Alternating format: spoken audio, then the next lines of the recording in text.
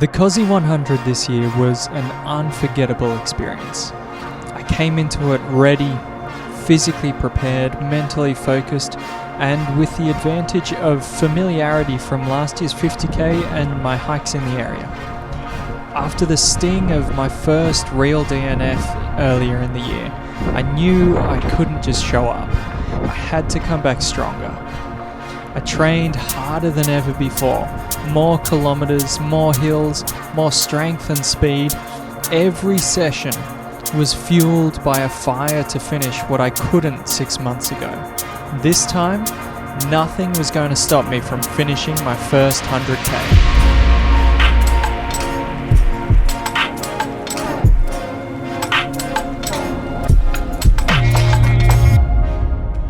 There were definitely some nerves as race day began. A restless night didn't help, and the memory of my last DNF lingered in the back of my mind. But as we arrived at the start line, bright and early, those doubts gave way to focus. I was ready to step up, face the challenge, and prove to myself that this time would be different. This is what matters, and this is what's going to get you to that finish line.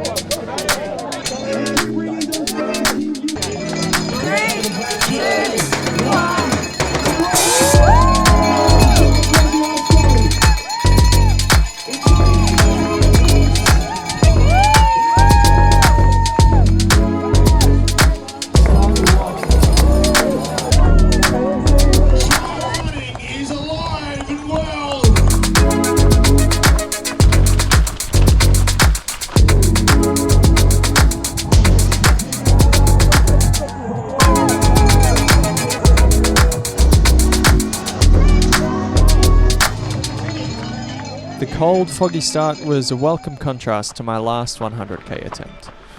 As we ran through the misty trails around Perisher, I felt calm and focused. When we hit the single track, I wasn't worried about the usual bottlenecks or slowing to a walk. In fact, I welcomed it, knowing that a steady start would set me up for the long day ahead.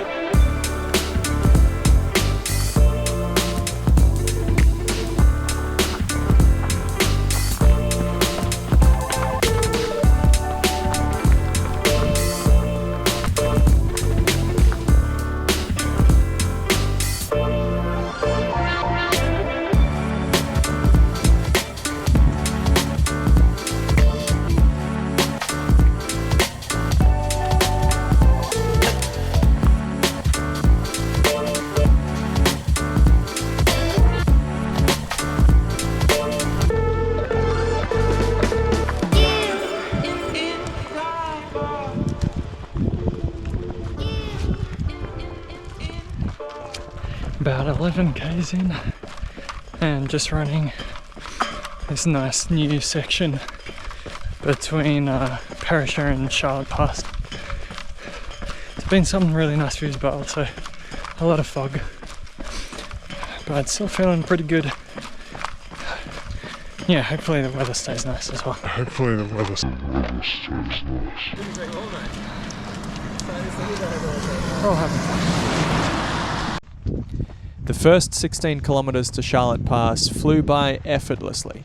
The trails were stunning, the weather was perfect, and everything felt right. For now. Of course, that was bound to change later. Along the way, we were overtaken by a few of the front runners in the miler event who had started at Jindabyne in the early hours of the morning. Watching them fly past was both humbling and inspiring. 16k's into the race, the first of 3 major differences between this and my previous 100k attempt was already clear: the elevation gain. By this point, I had tackled about 400 meters of vertical climb and arrived in 2.5 hours. In contrast, the same distance at Val d'Aren had nearly 1,400 meters of vertical and took me almost an hour longer. I remember vividly saying in that video, Most difficult 16.5 k's I've ever done. But today, I felt like I was just getting started. I breezed through the aid station in under 3 minutes and headed back out onto some familiar trails, feeling strong and ready for what lay ahead. Bye.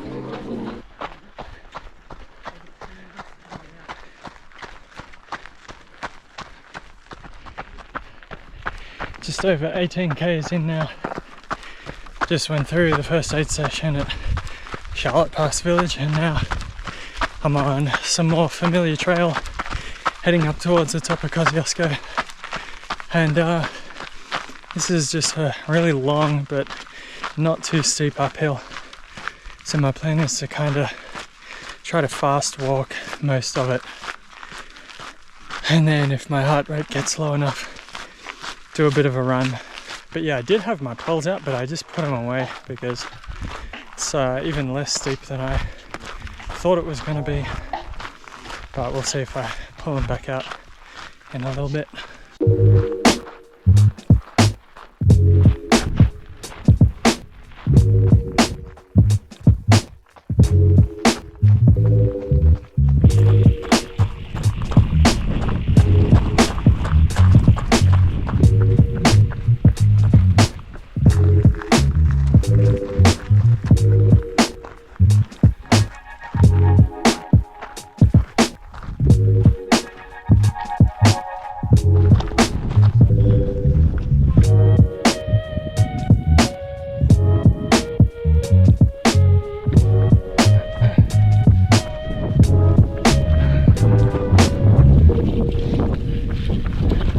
Just got to the top of Australia, which means there's only one way to go, down.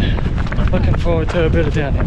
28.5 k's in about 4.5 hours. Nice cool weather, bit of a breeze. This is what I love, just like running along the side of a mountain in mountainy sort of weather. Having a great time.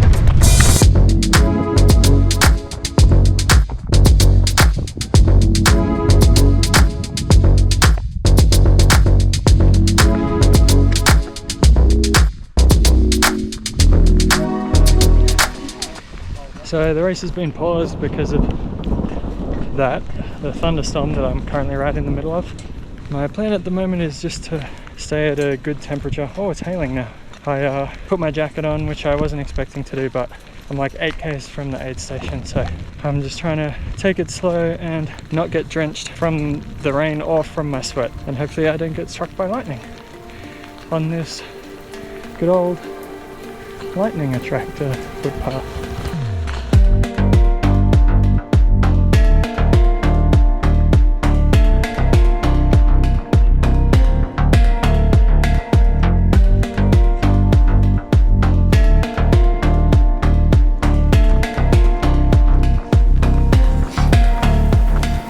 Finally off the cheese grater, which is nice.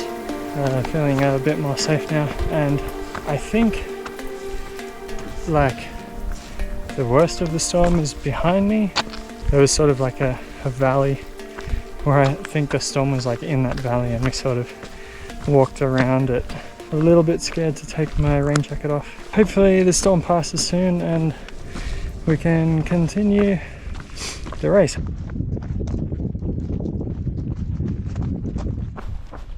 It's almost 37 k's in.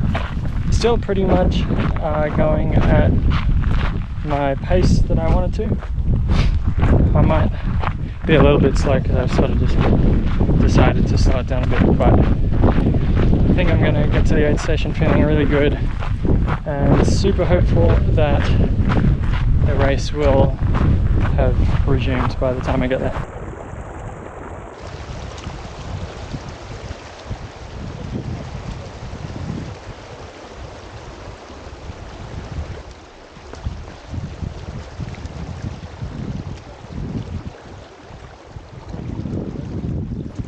Pushed up the final hill to Charlotte Pass, arriving just as the storm began to ease. Though the weather seemed fine by then, I was forced to wait for about an hour. I felt like I had lost some momentum, but made the most of it by eating as much as I could. This is where I noticed the second big difference from my last 100k attempt: the weather. At Val d'Aran, I hit the 40k mark 9 hours in, battling heat in the 30s. Here, despite the storm, the cool conditions were actually working in my favor, and I definitely wasn't complaining. Aid station's pretty packed because the race is paused. The weather looks a lot better than it did an hour or two ago, so hopefully we're going to keep on going soon. But I'm feeling pretty good. I feel like I've lost a bit of momentum, which is not great. Eventually we were cleared to continue and I got back to work, heading toward Guthega.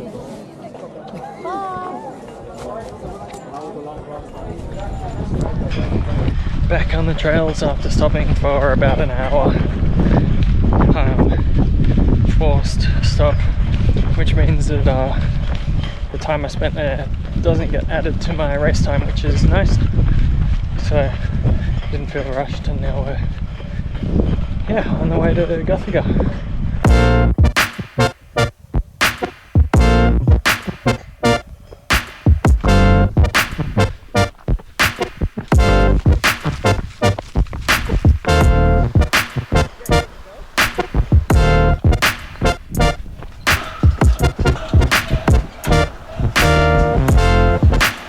Almost 47 k's in 8.5 hours, including the stop at Charlotte Pass on the way to Guthega.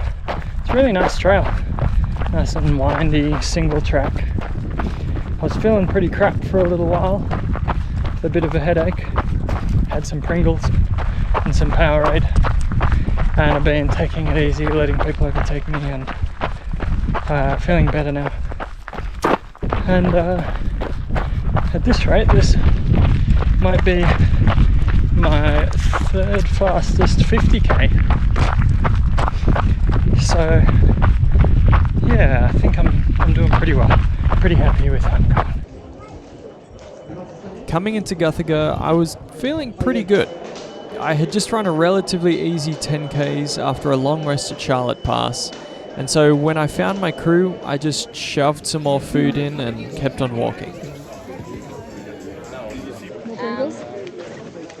Yeah, I'll take a couple for the road. Well, you did really well then. This much more than my car. I realized my biggest limitation wasn't energy or fitness, it was the pain. And the best way to deal with it? Distraction. Conversations became my lifeline, and I ended up talking to quite a few runners through this section. You've done really good. Thank you.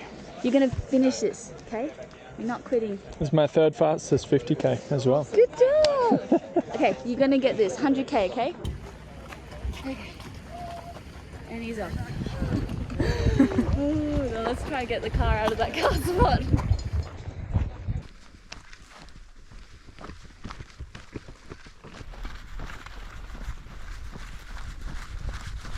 $55k's in and just about to hit 10 hours. And mostly feeling pretty good. Got a bit of pain on the top of my left foot. But I just had a nice conversation with Sam, a 100-mile runner, for a couple of k's. Energy level is feeling good. Really just, my left foot and like big toe is a bit sore. Eventually, the rain started again. I made the mistake of waiting until I was absolutely drenched before finally putting my jacket on. And the pain in my left foot was beginning to spread to everything below my knee at this point. Just hit 60k's in, I think, 11 hours. Feeling mostly good, except that my left lower leg is not great. But having fun in the sun. About 2k's to Perisher, I think. That's it. 110%. Couldn't agree more, mate. We're all having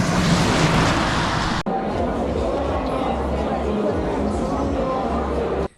When I arrived at Perisher, I was in torrential rain and was happy to get out of the weather for a little bit.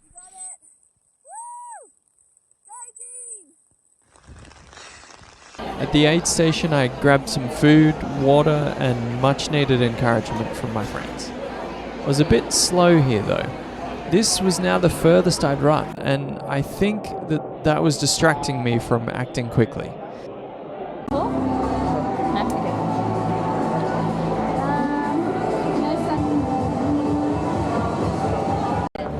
When When I thought I was ready to leave, I realized I was too cold and decided to change my shirt.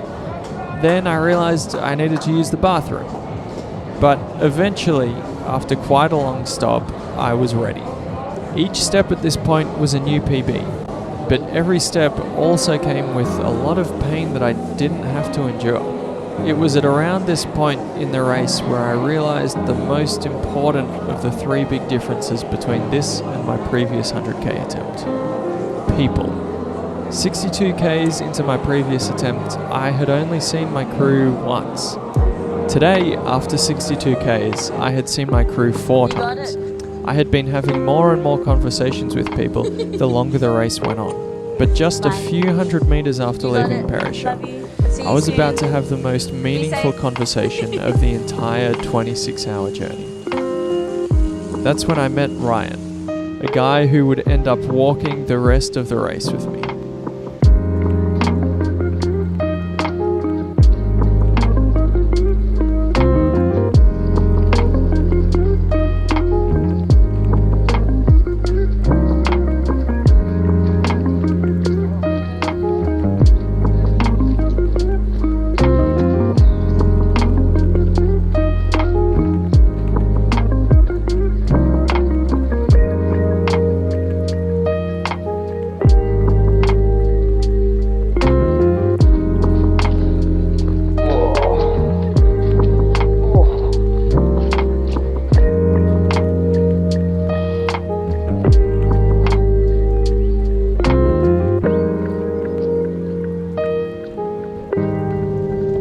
As the sun dipped below the horizon, darkness settled in and the rain finally began to ease.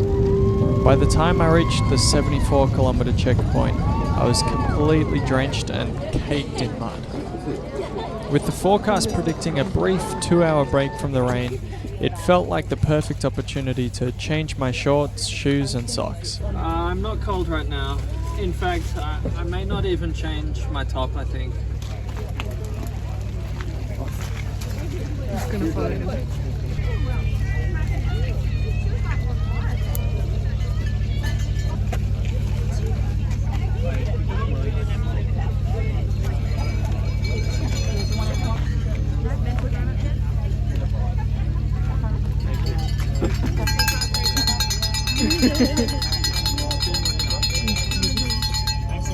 No, it's alright. Enjoy your run. Only 25 guys, you got it. 20-ish. Woo! Bye. Take care.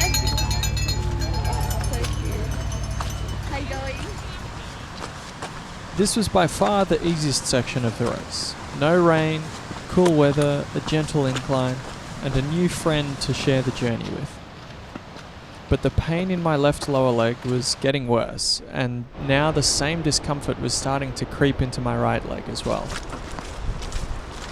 We're almost 80 Ks in now, in almost 16 hours, and the road to Bullock's Flat was pretty dodgy, but got a new pair of shoes and socks and pants, and that's feeling pretty nice right now. Also met up with my new friend Ryan, Yes. who's been sticking with me, which has been very helpful. So thanks, Ryan. Pleasure. Still a few Ks to go, I think, until Narago campground, 4 Ks. And yeah, we're doing okay.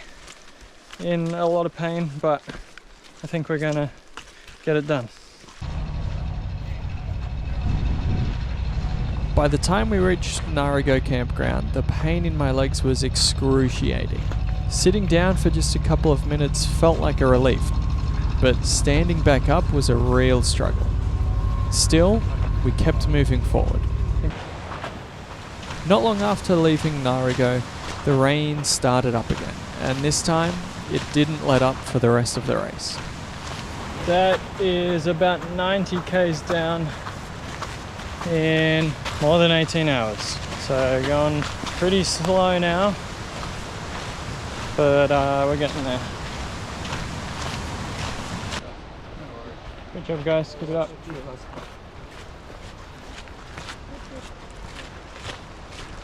Doing well. Thank you.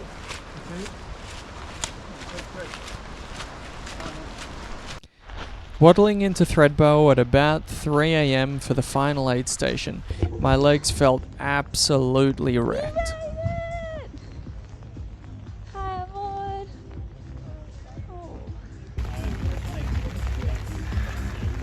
So we're gonna I put sat that warm down, stuff on grabbed you. some Are food you and cold? Coke and tried to warm up by the heater. The thought of going back out there for the hardest final 13 kilometers I could imagine was unbearable. To be honest, the only reason I got back up was because I knew my new friend Ryan was waiting for me. The next 13 kilometers would take 5.5 hours. By far the most grueling challenge of my life. Mentally, physically, and even spiritually, I was pushed to my absolute limits. The physical pain radiating through both legs was relentless, but what made it even worse was the overwhelming battle going on in my head. By this point, I had been on my feet for nearly a full day, and it was time to begin the slow, painful descent back to the finish line in Thredbo.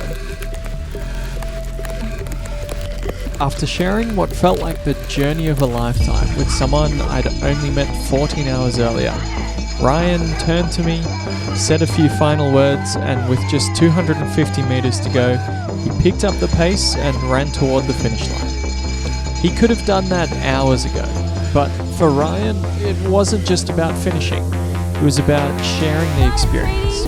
That made the journey so much more meaningful. I couldn't have done this without Ryan, who stuck with me throughout the toughest parts of the race.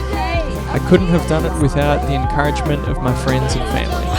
And I absolutely couldn't have done it without my incredible wife, Myra, and my amazing friend, Naomi, who followed me around for more than an entire day, helping me chase what was, let's be honest, kind of a selfish goal. All of this made me truly appreciate how fortunate I am to live in a time and place where I can dedicate a few days to running through the mountains. It made me appreciate the people around me who made it possible. And it made me realize just how important it is to be surrounded by people who love and support you. With the right people by your side, there's very little you can't accomplish. Great work. What do you think of that for your first 100? Pretty rough. Yeah, feeling a little sore, a little tired. Yeah, ready for a sleep, I think. Good job. That's awesome, isn't it? If you are waiting for Nicole Norris, I can tell you. About 15 minutes after crossing the finish line, I was so exhausted that I started falling asleep while eating.